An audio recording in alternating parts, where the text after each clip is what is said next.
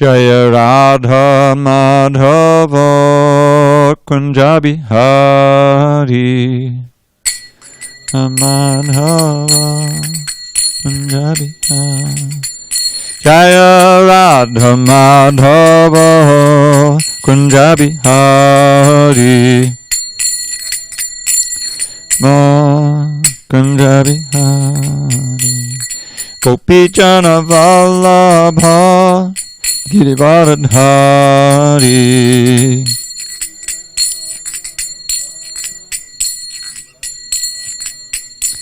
and Gopi Jana Vallabha Girivardhari Gopi Jana Vallabha Girivardhari Yashodanandana Prajajana Ranjana Yashodanandana Prajajana Ranjana Yashodanandana Prajajana Ranjana Yashodanandana Prajajana Ranjana Yamuna Tira Vanachari Tira Vanachari Yamuna Tira Vanachari Tira Vanachari Jaya Radha Madhava Kunja Bihari Radha Madhava Kunja Bihari Jaya Radha Madhava Kunja Bihari Radha Madhava Kunja Bihari. Jai Mr. Pad Paramahamsa Parudikacharya Ashtotar Shri Srimad His Divine Grace Srila A.C. Bhaktivedanta Swami Prabhupada Ki Jai. ISKCON BBT Founder Acharya Srila Prabhupada Ki Jai. Jai Vishnu Pad Paramahamsa Parudikacharya Ashtotar Shri Srimad His Divine Grace Srila Bhakti Siddhanta Saraswati Thakur Ki Jai. Ananda Koti Vaishnavinda Ki Jai. Namacharya Srila Haridas Thakur Ki Jai. Srimad Bhagavad Gita Ki Jai. Samaveda Bhaktivinoda Ki Jai. All glories to the assembled devotees. All glories to the assembled devotees. All glories to the assembled devotees. All glory to Shri Guru and Gauranga. Now, which verse are we on? You have no idea. You weren't even here. Anyway, I'm just kidding.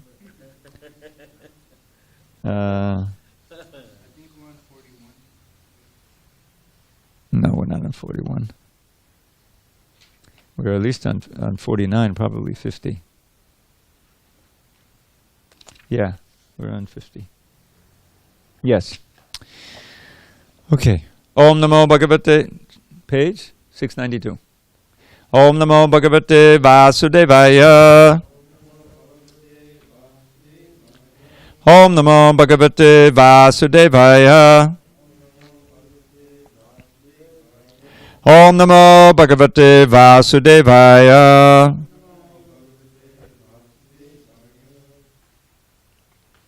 On this 5th day of August 2020 in SanDiego, we're reading from Srimad Bhagavad Gita as it is, translation and commentary by His Divine Grace A.C. Bhaktivedanta Swami Prabhupada.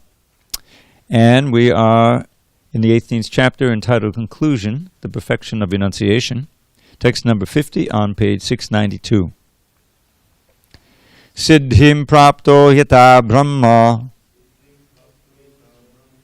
tatapnoti nabodhame samase nayava kaunteya nishta jnanasya yapara. Siddhim prapto yata brahma tatapnoti nabodhame samase nayava kaunteya nishta jnanasya yapara. Siddhim prapto yata brahma tatapnoti nabodhame samase nayava kaunteya nishta jnanasya yapara.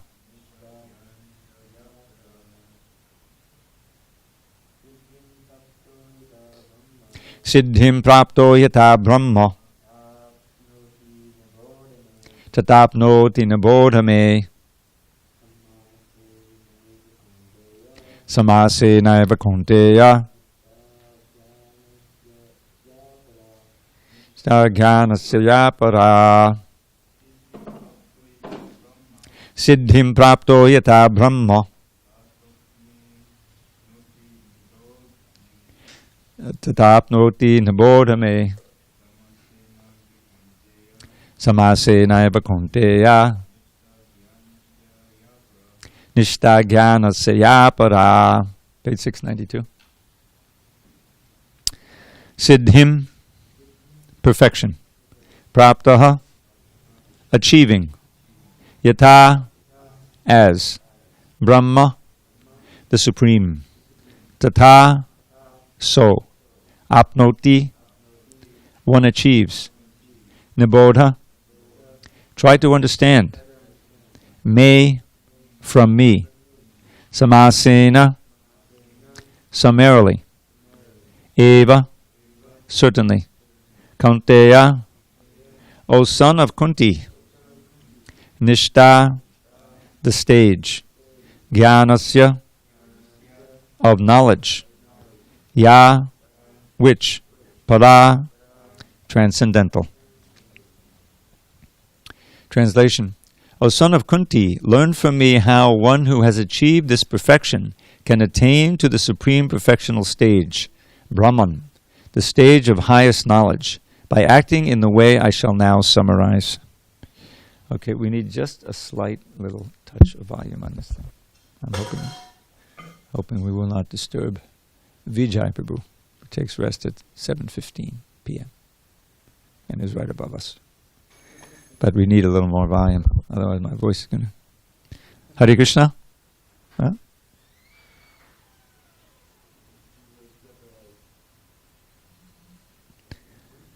I don't know. At least, the latest. Hare Krishna? Okay, that's good. Hare Bol. Okay, reading the purport. The Lord describes for Arjuna how one can achieve the highest perfectional stage simply by being engaged in his occupational duty, performing the duty for the Supreme Personality of Godhead. One attains the supreme stage of Brahman simply by renouncing the result of his work for the satisfaction of the Supreme Lord. That is the process of self-realization. The actual perfection of knowledge is in attaining pure Krishna consciousness. That is described in the following verses. Om Jnana Timirandasya Jnanandana Shalakaya Chakshu Unmidatam Mena Tasmai Shri Gurave Namaha. I was born in the darkness of ignorance, but my spiritual master, Srila Prabhupada, opened my eyes with the torchlight of knowledge. I offer my humble obeisance unto him and all members of Sri Parampara. So this chapter is entitled The Perfection of Renunciation. And Krishna has described, in text 46, he's described the perfection of renunciation there, where he says, by worship of the Lord, who is the source of all beings and who is all-pervading, a man can attain perfection through performing his own work. So the idea is that the Lord is all-pervading and the source of all beings. By worshipping him through one's work, one can attain perfection. In other words, he's not asking us to quit our job and to join the Hare Krishnas. He says that one should do his work, and through the work, worship him. After all, that's what he wants Arjuna to do. He wants Arjuna to keep being a Kshatriya. Arjuna was going to renounce, go off, become a beggar, and give it. But that wouldn't make him happy, and it wouldn't be fulfilling Krishna's desire. So the whole Bhagavad Gita is spoken to get Arjuna to stay in his position as a Kshatriya, but to do it for Krishna. That's the whole idea. And then, and so now he's saying, in the verse we just read, how one who has achieved this perfection of working simply for Krishna, but working within one's dharma, how one can achieve that, and the description of that perfectional stage, which he describes as Brahman, and which ultimately means Brahma Bhuta, which we'll learn in text 54, and working up to pure devotional service. The whole book is coming to a climax now. So let us proceed to text 51 to 53. Buddhya vishuddhya yukto. Buddhya vishuddhya yukto. Chittatmanam niyamyacha. Shabdadin vishayang syatva. Ragadvesho vyudasya. Vivikta sevi lagvashi. Yatabakkhaya manasaha. Dhyana yoga paro nityam. Vaidagyam samapashvitaha. Ahankaram balam darpam. Kamam krodham parigraham. Vimucchane mama shanto. Brahma bhuyaya kalpate. Being purified by his intelligence and controlling the mind with determination, giving up the objects of sense gratification, being freed from attachment and hatred, one who lives in a secluded place, who eats little, who controls his body, mind, and power of speech, who is always in trance and who is detached, free from false ego, false pride, false ego, false strength, false pride, lust, anger, and acceptance of material things, free from false proprietorship, and peaceful.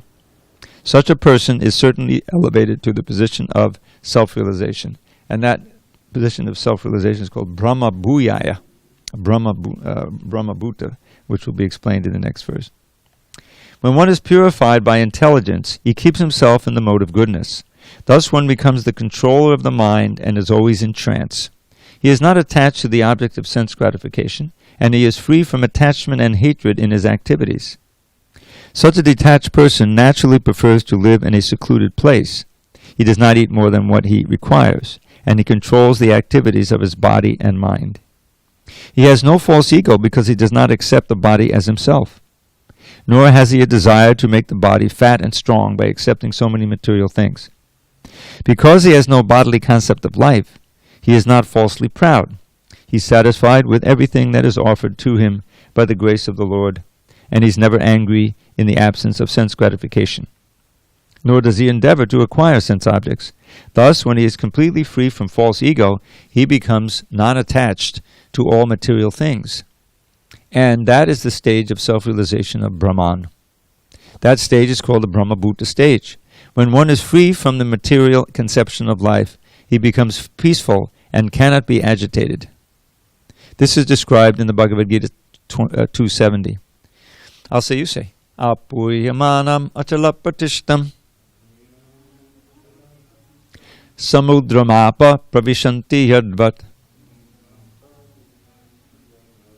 tadvat kamayam pravishanti sarve sashanti mapnoti nakama kami. A person who is not disturbed by the incessant flow of desires that enter like rivers into the ocean, which is ever being filled but is always still, can alone achieve peace, and not the man who strives to satisfy such desires. So this is quite a list here to come to the Brahma Bhuta platform.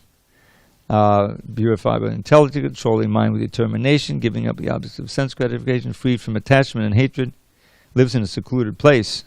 Well, does that include SanDiego? I don't know. Who eats little? Okay, we can try to do that.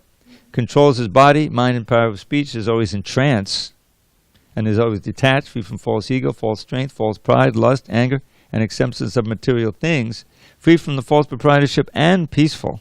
Such a person is certainly elevated to the position of self-realization. Quite a challenge to meet all those characteristics. But there's another easier, simpler way to come to the Brahma Bhuta platform. And we find that in chapter 14, near the end, second to last verse, text 26. We'll chant, I'll chant, you chant.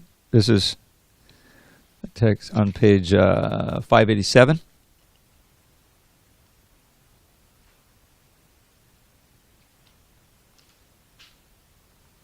Mam chiyo vibicharena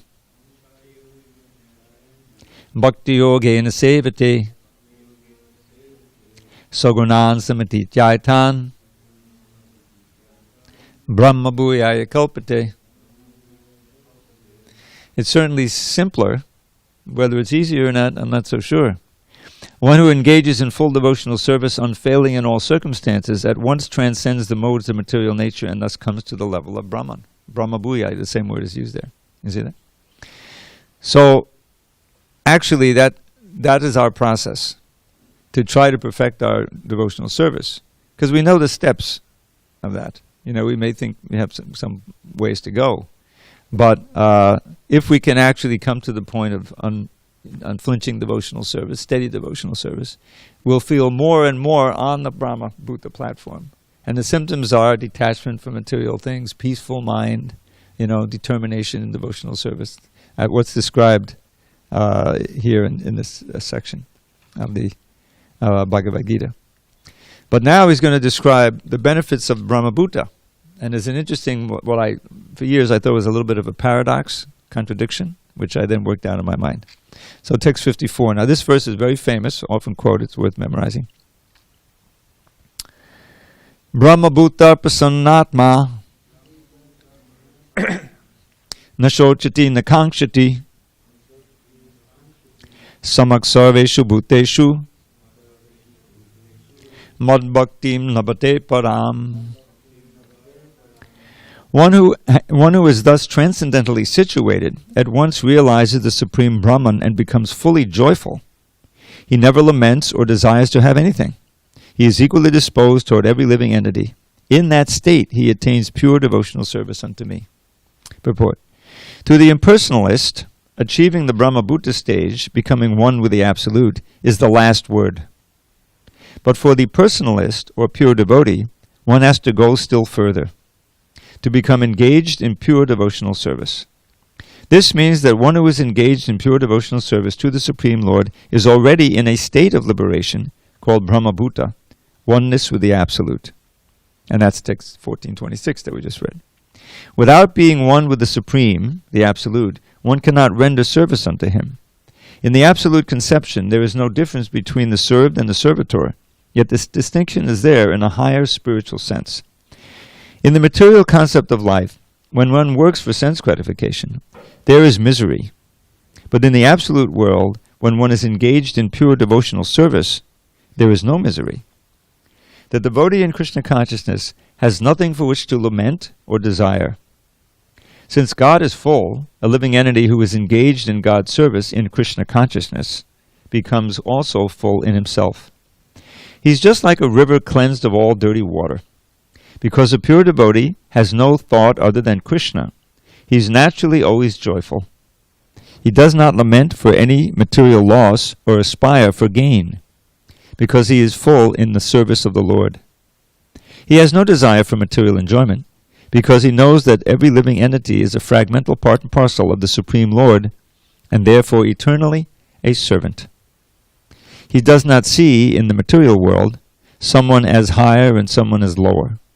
Higher and lower positions are ephemeral, and the devotee has nothing to do with ephemeral appearances or disappearances. Ephemeral means temporary. For him, stone and gold are of equal value. This is the Brahma Bhuta stage, and this stage is attained very easily by the pure devotee. In that stage of existence, the idea of becoming one with the Supreme Brahman and annihilating one's individuality becomes hellish. The idea of attaining the heavenly kingdom becomes a phantasmagoria, and the senses are like serpents whose poisoned teeth are broken. As there is no fear of a serpent with broken teeth, there is no fear from the senses when they are automatically controlled. The world is miserable for the materially infected person, but for a devotee the entire world is as good as Vaikuntha, or the spiritual sky. The highest personality in this material universe is no more significant than an ant for a devotee. Such a stage can be achieved by the mercy of Lord Chaitanya, who preached pure devotional service in this age. So, let's explore this now.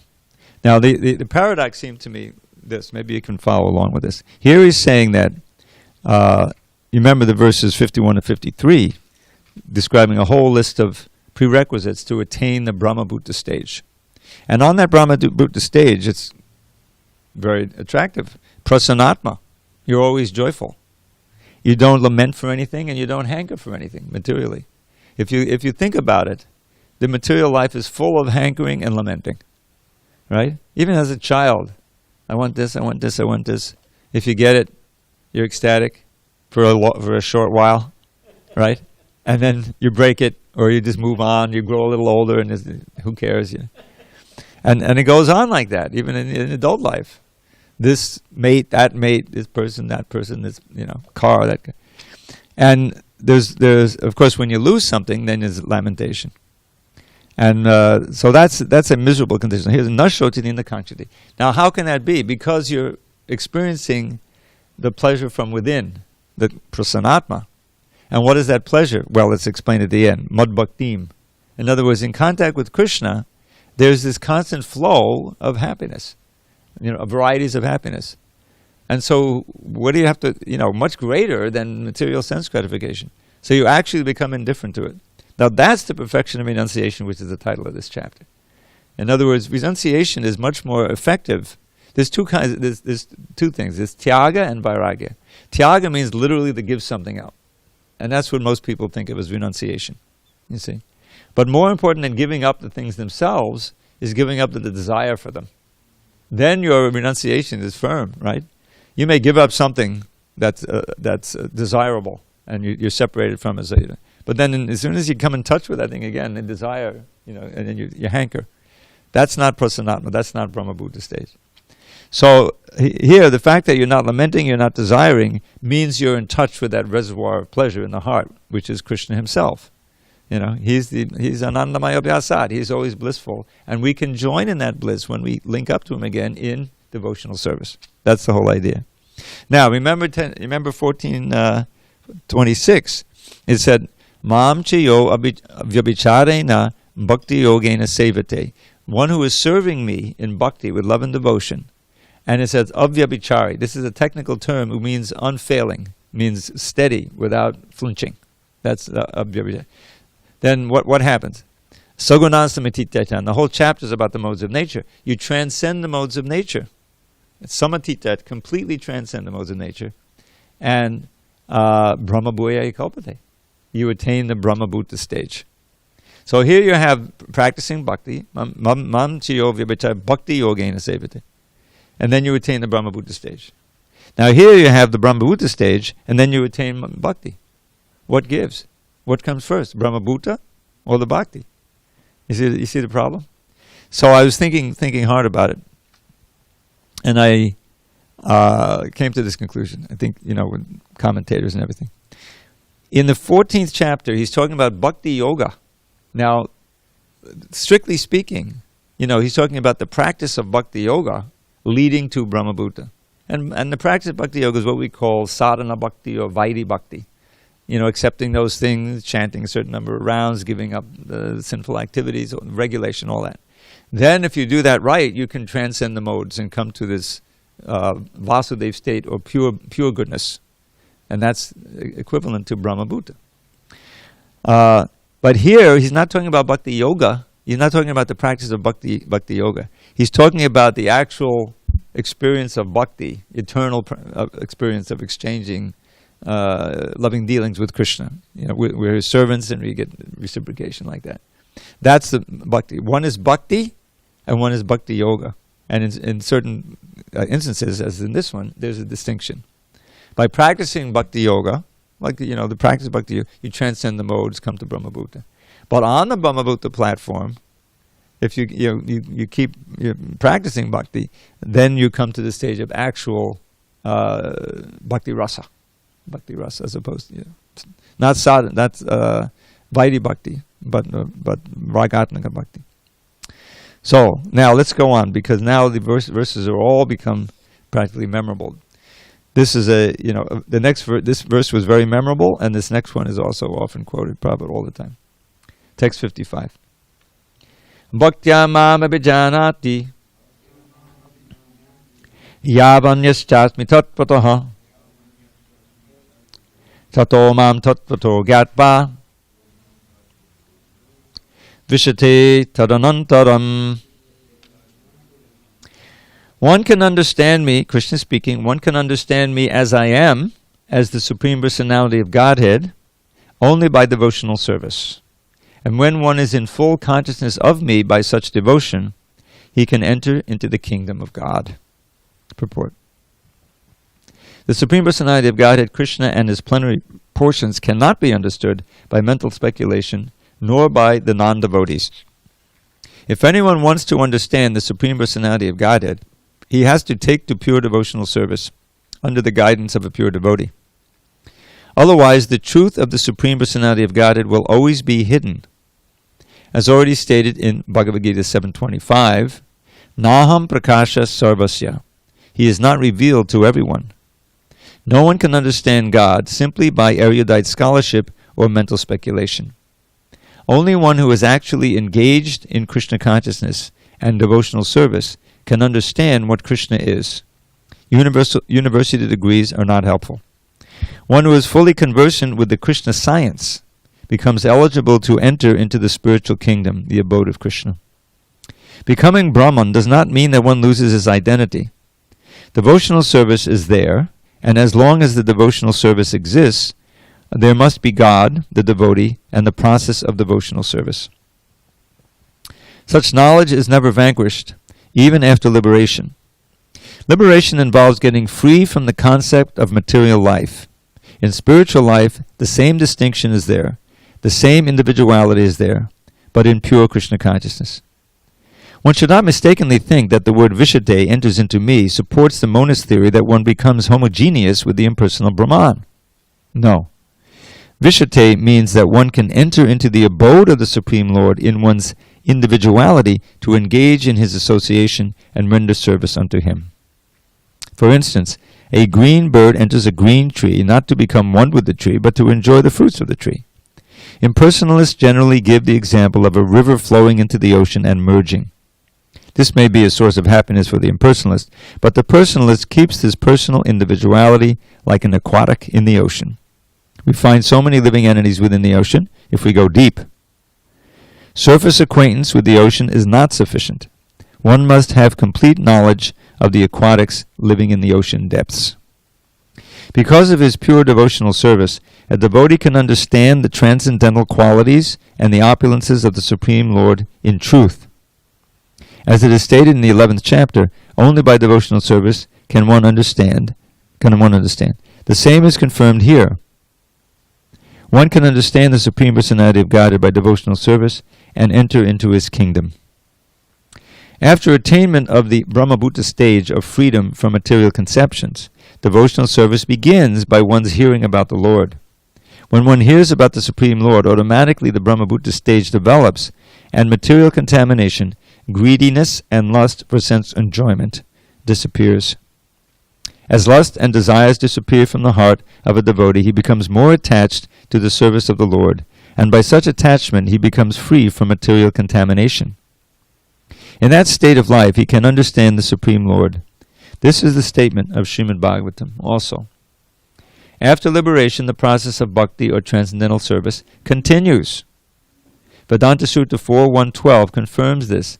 Apriyanat tatrapi hidrishtam. This means that after liberation, the process of devotional service continues.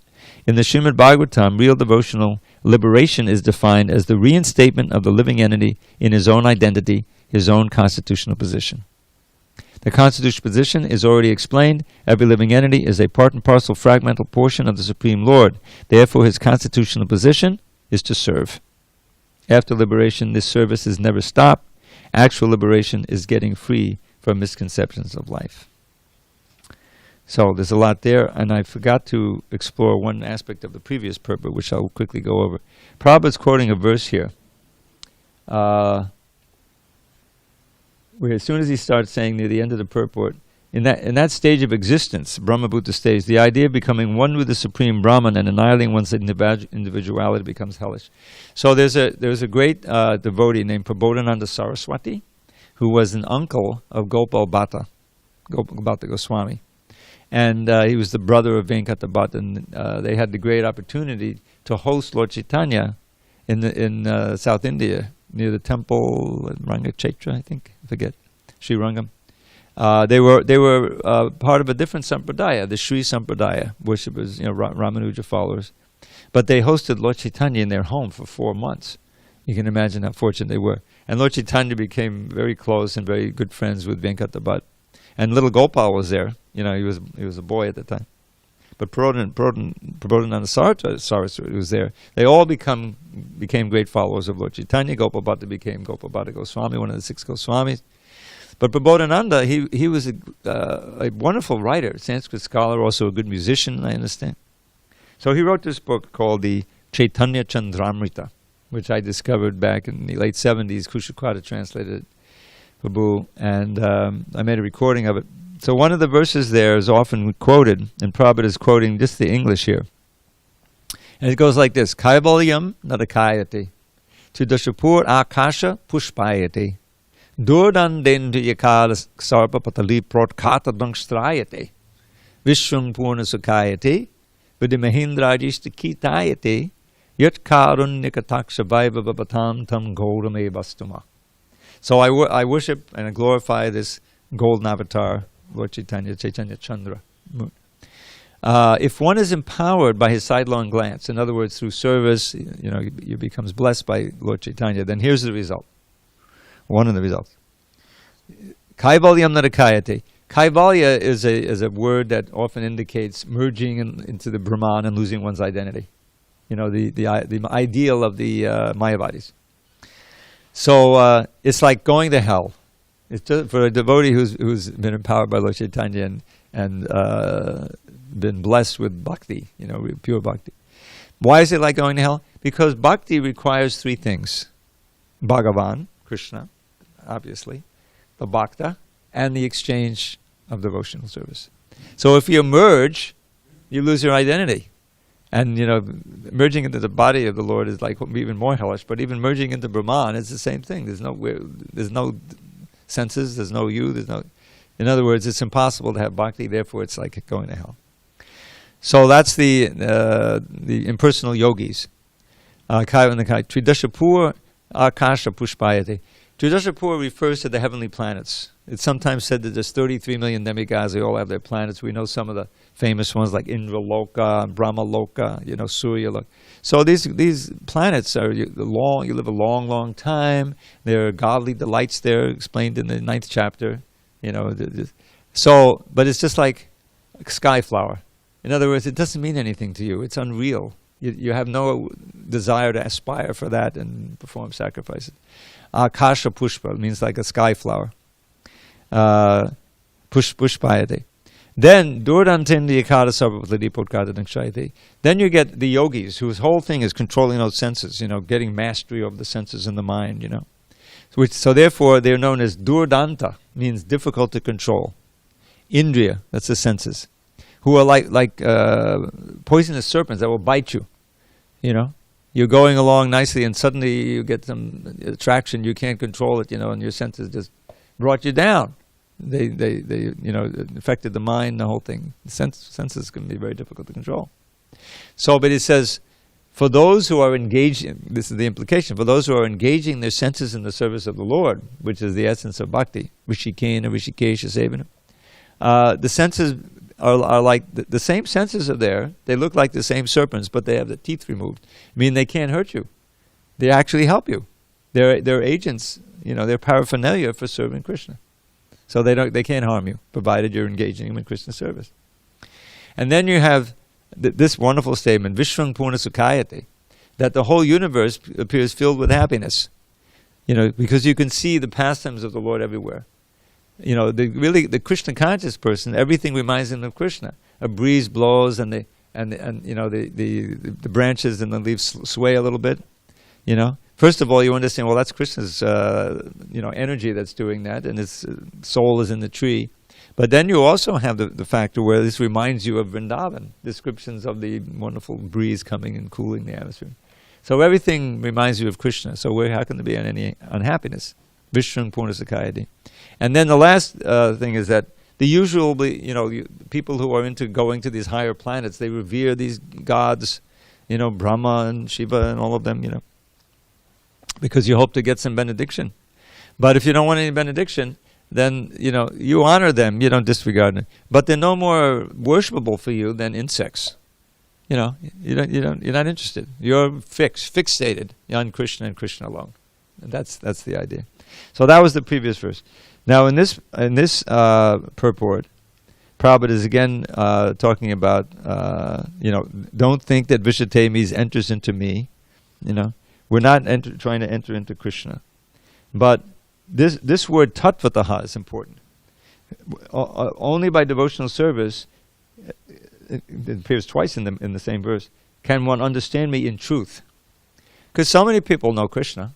You go to India, you get the Krishna bicycle store, and you got Krishna sweets, I know Krishna. He played with the gopis, and he stole his mother, the milk, and the yogurt, and he was tied up, Yeah, that's great, But to know Krishna in truth means to know his energies, his majesty, your relationship with him. It's not easy. That's why this word appears in 3 or 4 verses in the Bhagavad Gita. Manushyanam sahasreshu kaschid yadati siddhiye yatatam visadhanam kaschanam veti tattvataha in truth. At the beginning of the 7th chapter, Krishna says there are out of thousands and thousands of human beings, Manushyanam sahasreshu kaschid yadati siddhiye, one will just strive for perfection. And out of more thousands, now you're into the millions, of those who achieve perfection. Perfection means, controlling the senses and, transcending. Hardly one will know me in truth. Because it means you have to, besides being a great yogi, you have to be a humble devotee.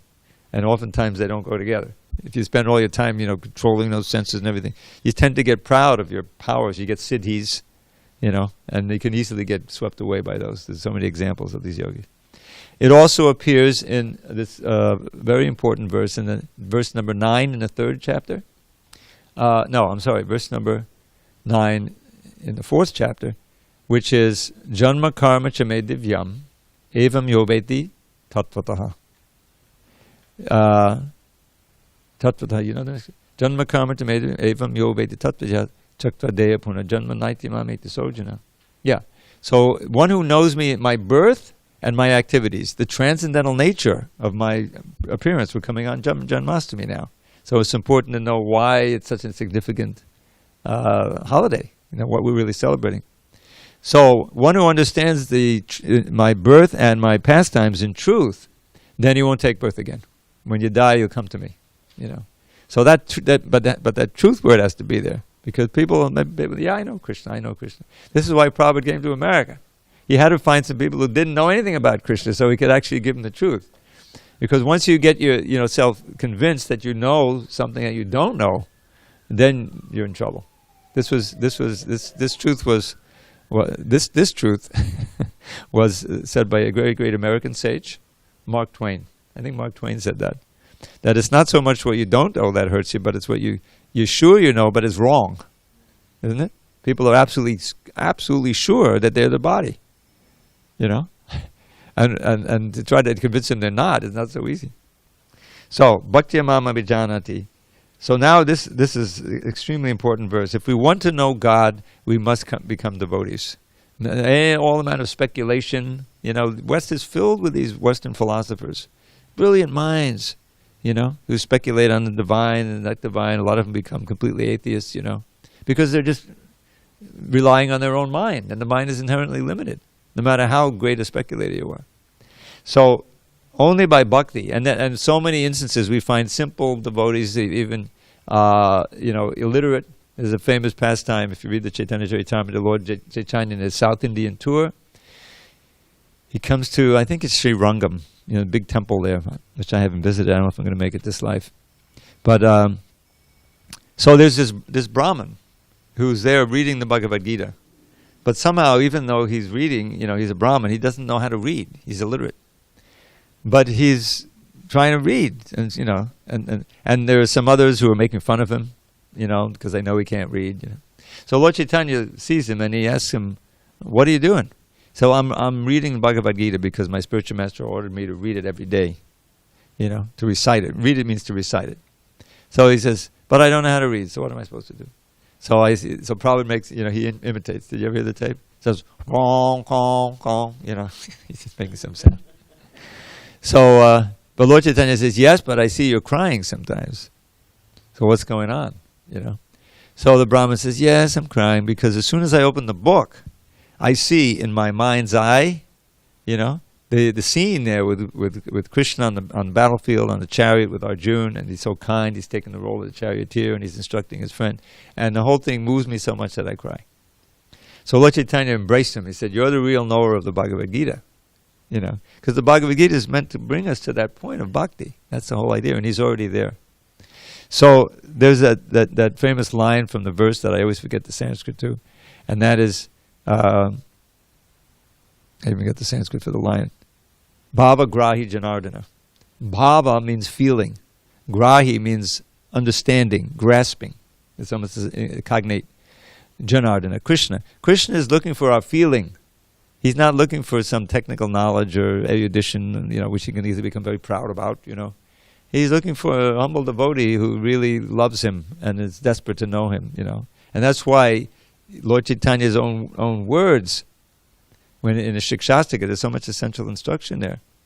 That third verse is so essential. Trinadapi sunichena, tarorapi sahishnana, amanina manadena kirtani iksadahari. This is how we can chant the holy name successfully. Means always. To really feel as insignificant as a blade of grass. That's not easy. Even, as Prabhupada said, in this age, even the pauper is proud of his penny. If you have a little money, have a little influence, a little beauty, become very proud. But we have to realize how helpless we are and insignificant we are and chant with great desperation. That's success. Not some big yogi with all these siddhis. It doesn't please Krishna at all. So that pridelessness, Trinadapi and Todor being tolerant. Tolerant means that you tolerate not only physical suffering and everything, but also insult.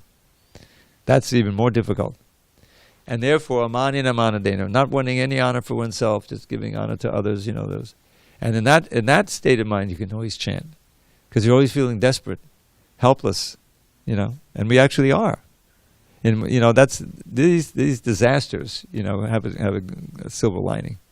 They can make us feel, yeah, we're really desperate. We have to call out to Krishna. We have to take shelter. No time to waste. No time to waste. Any moment, COVID will strike or something, some disaster. So, there's tattvataha. One can know Krishna in truth only by devotional service. And when actually knows him in truth, by becoming pure, you can enter into the spiritual world. So you can see how this is the culmination of Bhagavad Gita. We're almost at the end of the... Oh, I lost track of time. Okay. All right, let's do one more, unless there's some comments or questions. Okay. 56. Sarva karman yapisada kurvano madvipashriyah matprasadana papnoti shashvatam padamabhyayam. Though engaged in all kinds of activities, my pure devotee, under my protection, reaches the eternal and imperishable abode by my grace. Purport. The word madvyapashriyah means under the protection of the Supreme Lord. To be free from material contamination, a pure devotee acts under the direction of the Supreme Lord, or his representative, the spiritual master. There is no time limitation for a pure devotee. He is always 24 hours a day, 100% engaged in activities under the direction of the Supreme Lord. To a devotee who is thus engaged in Krishna consciousness, the Lord is very, very kind. In spite of all difficulties, such a devotee is eventually placed in the transcendental abode, or Krishna Loka. He is guaranteed entrance there. There is no doubt about it. In that supreme abode, there is no change. Everything is eternal, imperishable, and full of knowledge. So you can see how someone who's 100% engaged in devotional service in every circumstance, and sometimes those circumstances mean that you're not doing anything but being able to lie in the bed. That happens. But you're still engaged in your mind. After all, the whole thing is training the mind. Right? We've learned that from the 6th chapter. It's the mind that's going to carry you to perdition or to carry you back to Godhead. So we're working on the mind. So all that's left now, you're lying there, you can hardly lift your arm. But all those services, all that desire to serve Krishna, now you can still remember, and you can serve in the mind. I mean, you can serve in the mind even when you're perfectly healthy, But the idea is that it doesn't stop. Whereas all your material activities, you can't do anything, and so you're totally depressed. I can't do anything anymore. No, you can't do anything, of sense gratification anymore. And that's why the sense gratification is so hopeless, and it's a blind alley, because it leaves you with nothing but shoshati and kangshati. You're full of desires and you're full of lamentation because you can't fulfill the desires, and you're anything but Brahma Buddha. You see? But if you have no material desires, no hankering, but you simply desire to serve Krishna, you can do that completely on the subtle plane. It's totally fulfilling. That's the whole idea. And that's perfection. Plus, if you've been a good devotee, chances are you'll have devotees around you. That's the perfection, who are reminding you of Krishna, chanting Hare Krishna, and reading you Krishna book and whatever. So that's it. That's perfection. If we can die in that frame of mind, then a life is successful. Okay, let's see. So that was text 56. No, we did that. 56 is here. No time limitation. This is what Prabhupada would talk about, unflinching devotional service, Because in a conditioned state, we're striving to be pure, but there's a time where it's just, okay, I got, the pull is too great on the mind, and you have to kind of deviate. Hopefully not grossly and horribly, but this, you're out of devotional service, pure. I mean, you may still be doing something, but your mind isn't fully engaged. So that avyabhichari, we did discuss from the 14th chapter, is really the goal, is to come to that point where you don't want to stop. This is the thing. You don't want to forget Krishna. There's a verse where it says even a moment's forgetfulness of Krishna is the worst anomaly. It's a great disaster. You can imagine feeling like that. That's what we want to reach.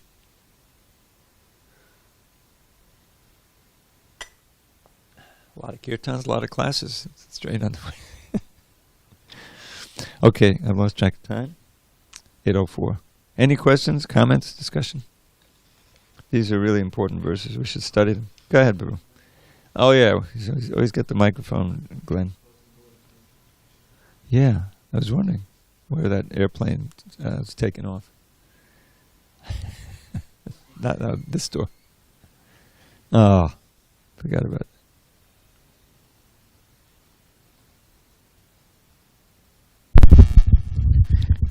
Yeah, I was just hearing the other day, my spiritual master, he was mentioning the Shikshashtaka, and I mentioned this because you were talking about like pridelessness and humility and all that. And apparently one devotee disciple of Prabhupada asked Prabhupada a question. He said, "Oh, Srila Prabhupada, we see that in devotional service or bhakti yoga that it's very important to accept a spiritual master." No. And then, so he asked Prabhupada, so why doesn't Chaitanya Mahaprabhu mention this in the Shikshashtaka?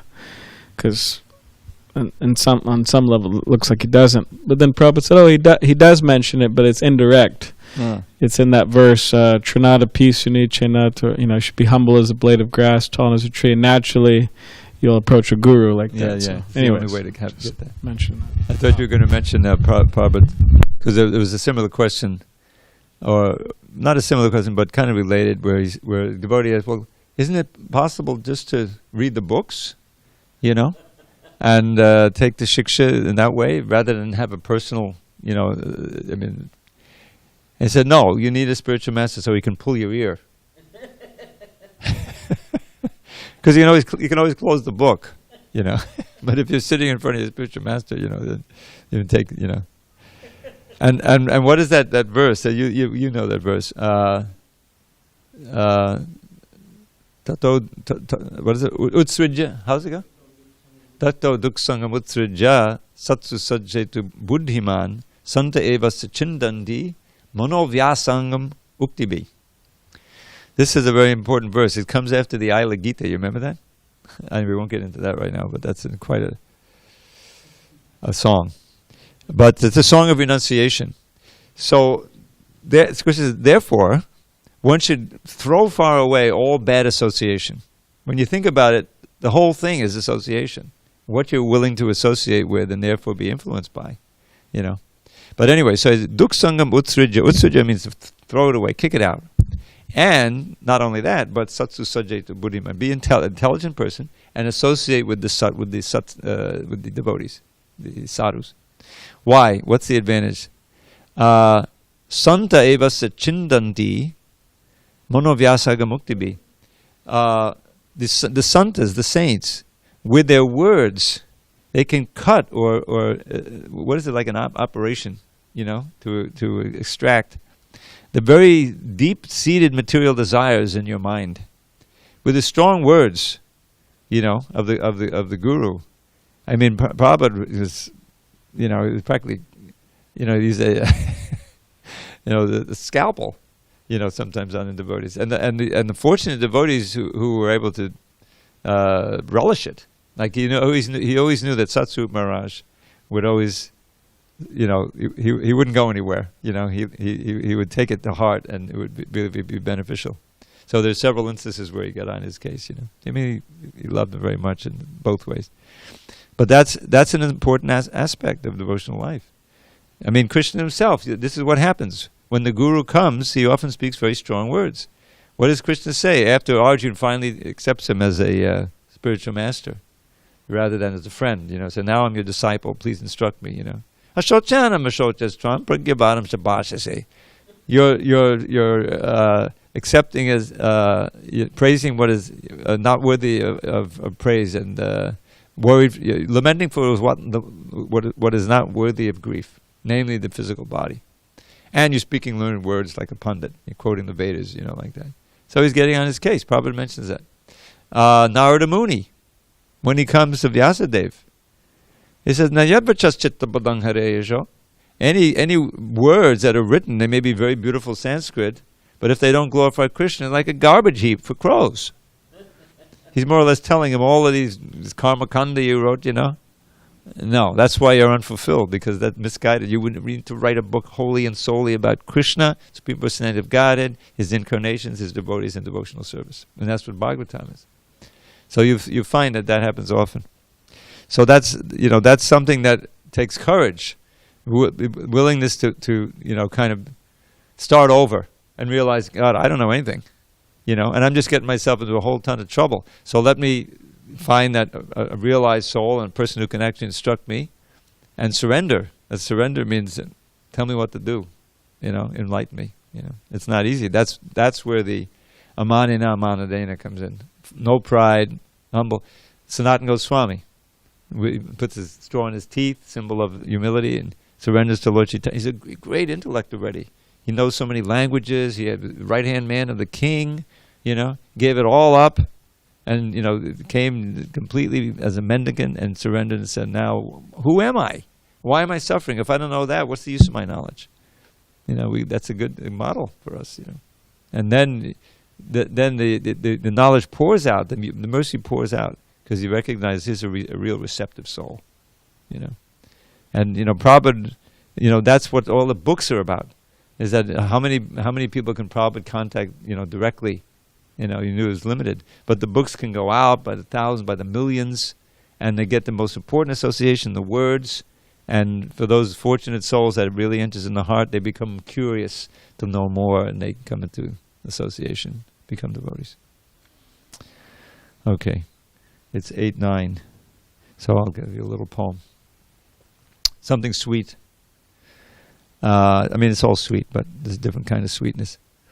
So this is about the holy name. Madhura Madhura Medan, Mangalam Mangalana, Sakaladangamavalli Satpalam Chitswarupam. Sakrid Abhipadigitam, Shraddhaya Heliyava Bhagavadanadamatram Tadiyat Krishna Nama. Of sweet things, it's the sweetest you will taste at any time. Of things that bring good fortune, it's the perfect paradigm. Of all the Vedic writings, it's the transcendental fruit, the very form of spirit, unalloyed and absolute. When uttered even once with faith, or uttered once with none, from birth and death it surely will deliver anyone. And in the end it brings pure love for Krishna, life's true aim. So cast away all doubts and chant Shri Krishna's holy name. All glories to Srila Prabhupada. Hare Hare.